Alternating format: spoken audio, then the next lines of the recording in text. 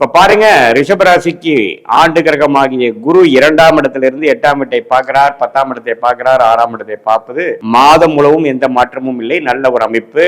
பணப்புழக்காட்டம், வரவேண்டிய பணம் வருவதற்கு, தொழில் மேன்மை அடைவதற்கு, எல்லாத்துக்குமே ஓரளவுக்கு நல்ல ஒரு அமைப்பு தான். அதே சமயத்துல சனி பாருங்க 11ஆம் இடத்திலேயே நீடித்து அந்த மாதம் முழுவதும் இருக்கிறார். எந்த பயிற்சியும் இல்லை. அதே சமயத்துல ராகு 10ஆம் இடத்திலும் 4ஆம் இடத்துல கேதுவும் இருக்கிறார். ஆண்டு கிரகத்தின் சஞ்சாரம் ஓரளவுக்கு நல்லா பாசிட்டிவா இருக்குங்க.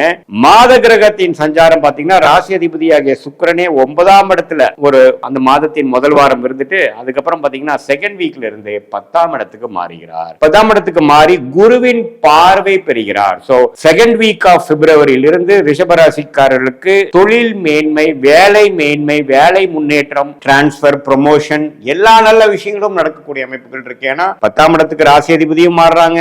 கொஞ்சம் அதே வாரத்துல பாத்தீங்கன்னா புதன் மாறுறார். அதே சமயத்துல ஒரு மிடில் ஆஃப் த மந்த்ல சூரியன் 10ஆம் இடத்துக்கு வருகிறார். சோ தொழில், வேலை, உங்களுடைய ஸ்டேட்டஸ் இன் லைஃப், நீங்க எந்த ஸ்டேஜஸ் இன் லைஃப்ல நீங்க இருந்தாலும் பரவாயில்லை. போக்கஸ் உங்களுடைய ஐடென்டிட்டி, உங்களுடைய ஸ்டேட்டஸை குறிக்கக்கூடிய அமைப்புக்கு மேல நீங்க போக்கஸ் பண்ணி அதுக்கு வேணுங்கிற தருணத்தை நீங்களே உருவாக்கக்கூடிய ஒரு அற்புதமான ஒரு அமைப்புகள் எல்லாம் காட்டுதுங்க.